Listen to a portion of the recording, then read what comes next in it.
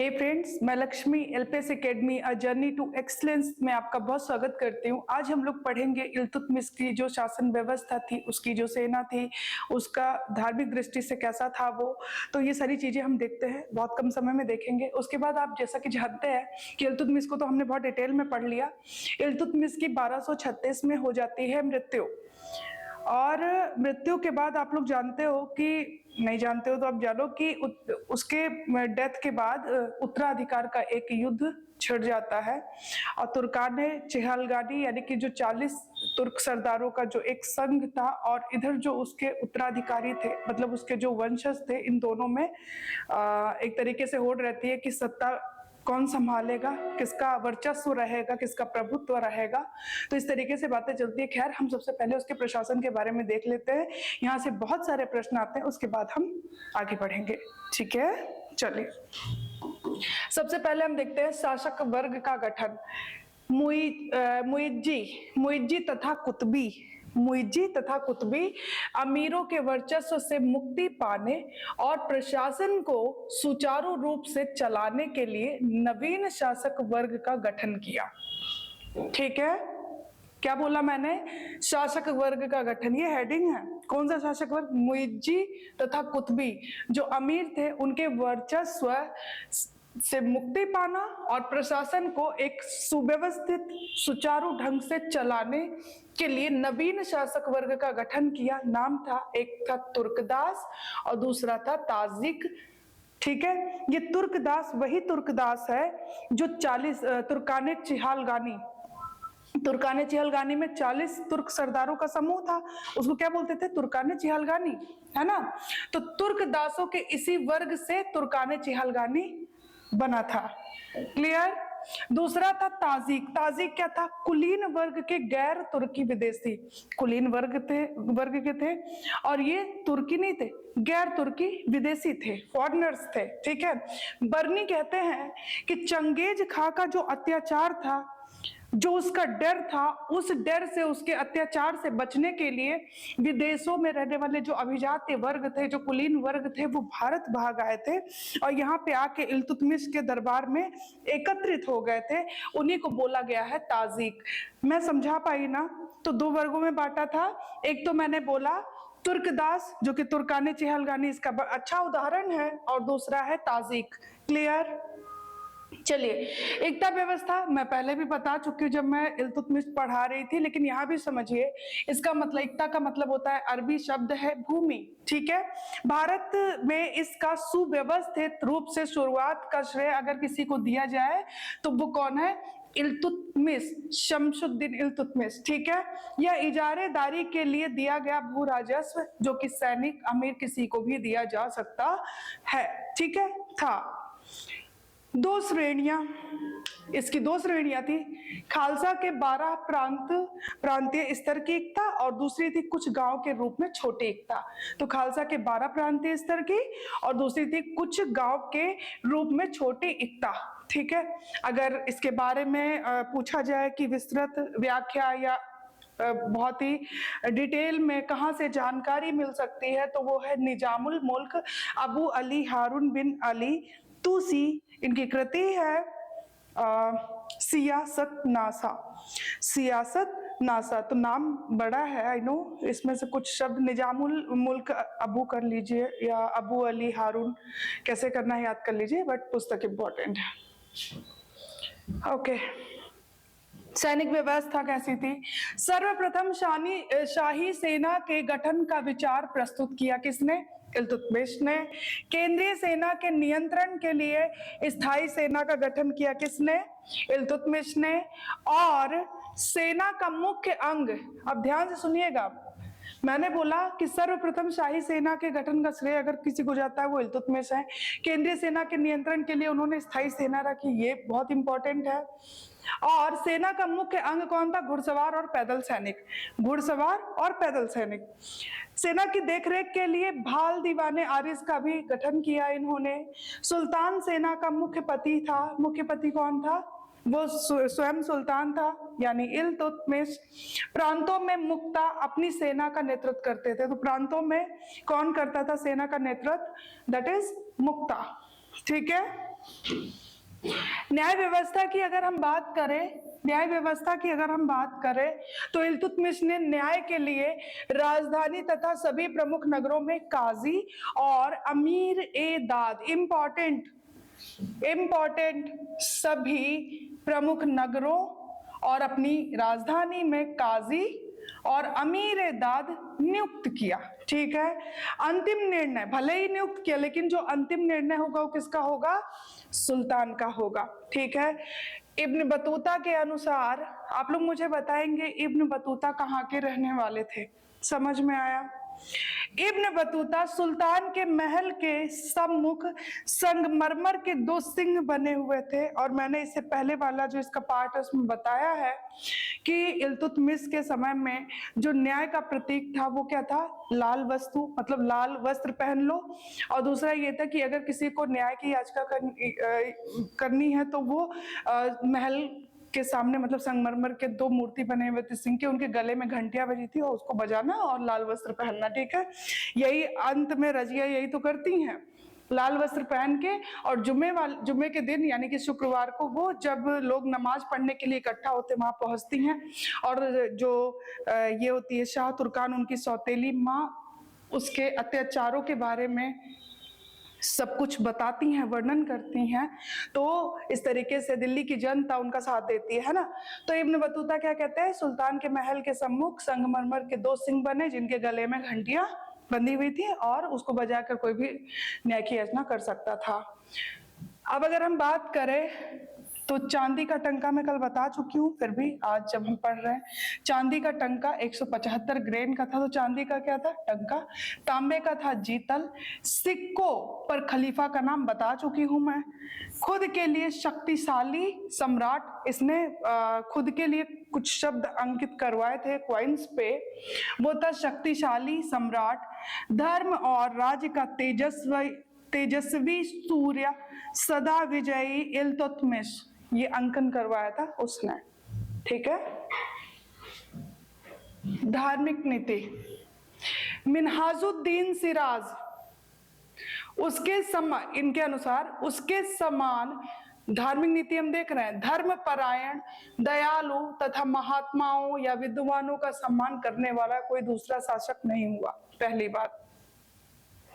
सूफी संत कौन कौन से? शेख कुतुबुद्दीन बख्तियार काकी, काजी हमीमुद्दीन नागौरी, शेख जलालुद्दीन तब्रेजी, शेख बहाउद्दीन जकारिया, शेख नक्शबी का वो बहुत ही ज्यादा आदर करते थे।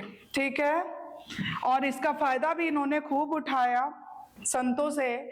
जैसे उसने, मतलब इल्तुतमिश ने शेख बहाउद्दीन जकारिया की सहायता से इन्होंने क्या किया? मुल्तान पर विजय किया। शेख कुतुबुद्दीन बख्तियार काकी ने शमसी तालाब के निर्माण में भी इनका सहयोग दिया था, यानी सहायता किया था। सोचिए कितना इंपॉर्टेंट है, क्वेश्चन आ सकता है ना यहाँ से। चलिए, उत्तराधिकार की समस्या की बात आई तो देखिए 1236 में इनकी मृत्यु हो जाती है बीमारी के कारण, और इल्तुतमिश की मृत्यु के बाद 1265 ईस्वी तक दिल्ली सल्तनत का राजनीतिक इतिहास अस्थिरता मतलब एक बार स्थिर नहीं रहा, कोई एक नहीं रहा, ये अस्थिरता से प्रभावित रहा, क्योंकि सुल्तान के वंशजों और जो चालीसा के जो तुर्क सरदार थे उनके बीच होड़ मची हुई थी कि किसका वर्चस्व रहेगा। तो सुल्तान के वंशजों और चालीसा दल के सरदारों के बीच राजनीतिक प्रभुत्व के लिए एक संघर्ष हो रहा था। ठीक है, किसके किसके बीच? जो इल्तुतमिश है उसके वंशज, और दूसरी तरफ तुर्काने चिहालगानी के जो 40 सरदार थे।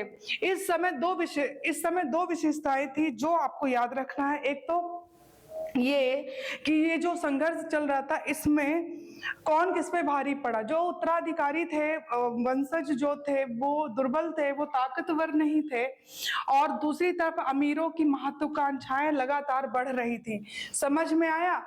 चालीसा अमीर यानी कि चालीसा दल के जो अमीर थे, ठीक है, चालीसा दल के सदस्य शासन पर अपना प्रभुत्व चाहते थे और इसीलिए वो ये चाहते थे कि सुल्तान के वंशजों को नाम मात्र का सुल्तान बनाओ, लाइक कठपुतली जैसा, पपेट जैसा, है ना, और हमारे इशारों पे नाचे। इस तरीके से उनकी ये महत्वाकांक्षाएं थी, वो ये उनकी इच्छा थी।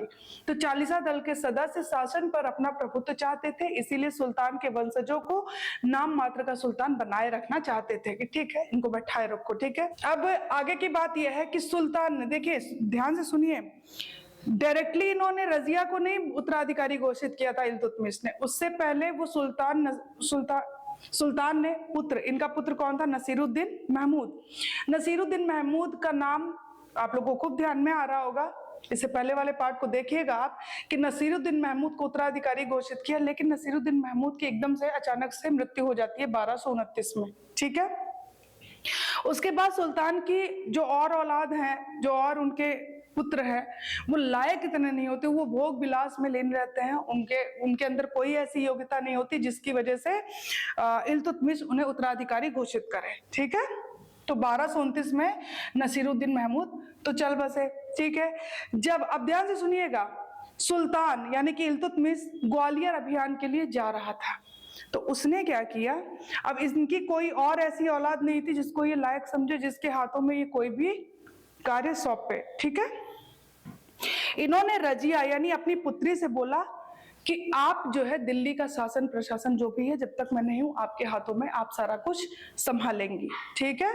और रजिया ने इसको अधिकार दिया गया था, जो इसके हाथों में शासन का अधिकार आया था, उसको बहुत ही कुशलता से, बहुत ही समझदारी से निभाया और उसे पूरा किया, ठीक है।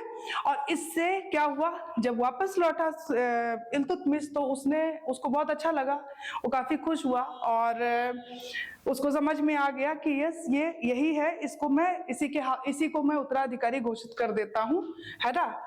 तो हुआ ये कि सुल्तान जब वापस लौटा तो 1232 की बात है, अपने मशरिफे ममलकत ताजुल मुल्क महमूद दबीर को आदेश दिया कि रजिया को उत्तराधिकारी बनाने के लिए मनोनयन पत्र तैयार करें, ठीक है। ये बात भाई उसने बोला क्या कि हाहाकार मच गया, महिला शासन करेगी, ये कैसे हो सकता है। तो जो उलेमा वर्ग थे ना, उन्होंने तो सीधा बोला ये शरीयत के विरुद्ध है, ठीक है। राज परिवार में भी एक तरीके से षड्यंत्र प्रारंभ हो गया रजिया के खिलाफ, ठीक है। और उसकी जो सौतेली माँ थी, जो तुर्कान चहलगानी था, उसकी भी सदस्य थी, सौतेली माँ शाह तुर्कान अपने पुत्र रुकनुद्दीन फिरोज को बनाना चाहती थी उत्तराधिकारी। और उसने क्या किया, जाके सीधा दल चालीसा यानी तुर्कान चहलगानी के जो 40 सरदार थे, उन्हीं के साथ जाके इसने मतलब मिल गई और षड्यंत्र करना इसने कर दिया शुरू, ठीक है। तो ये इसको क्या, उसने उत्तराधिकारी बनाने के लिए बात की कि इधर षड्यंत्र शुरू हो गया, सब इसके खिलाफ हो गए, ठीक है।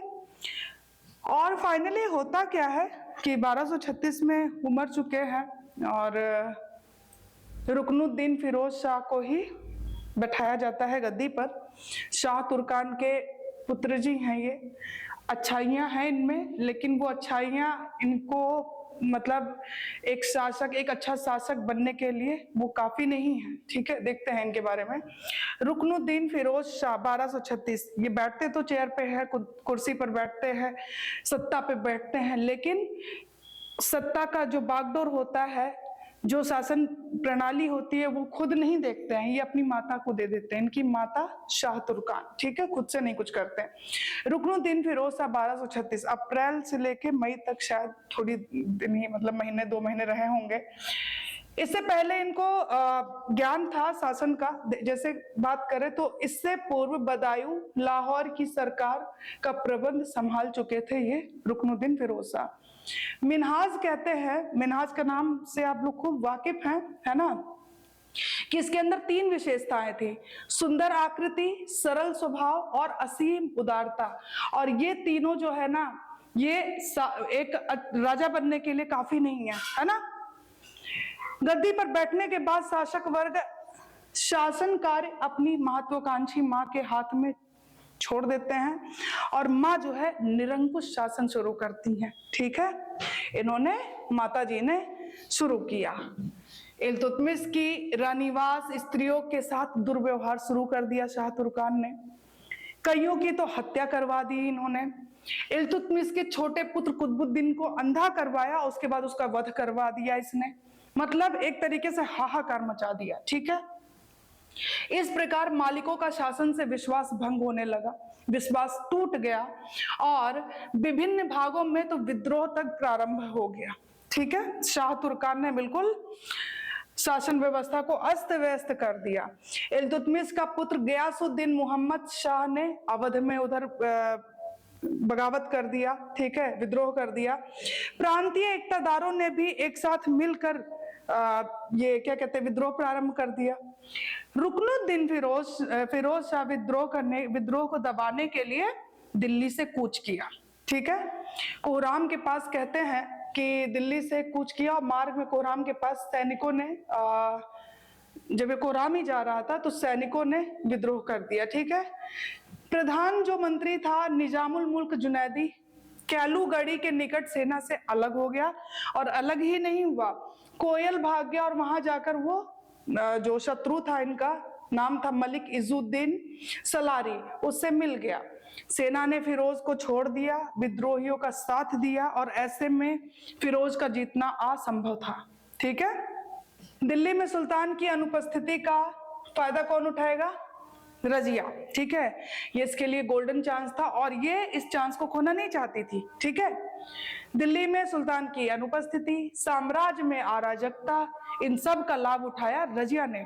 उसने सीधा क्या किया, लाल वस्त्र पहना और शुक्रवार के दिन, जुम्मे का दिन था, उस दिन लोग इकट्ठा थे, नमाज पढ़ रहे थे और वहां पे गई और जनता के सामने उसने अपनी दुख और पीड़ा को बताया कि किस तरीके से शाह तुर्कान, उसकी जो सौतेली माँ है, वो अत्याचार करती है और राज्य की अव्यवस्था का वर्णन वगैरह किया। और ऐसे में रुकनुद्दीन को बंदी बना लिया गया, शाह तुर्कान को भी, और कहा जाता है कि संभव है कि 19 नवंबर 1236 को उसका वध कर दिया गया और इनका किस्सा हो गया खत्म। मिलते हैं फिर नेक्स्ट क्लास में और उम्मीद करती हूँ कि आपको वीडियो अच्छा लगेगा। खूब पढ़िए, खूब खुश रहिए। Thank you so much.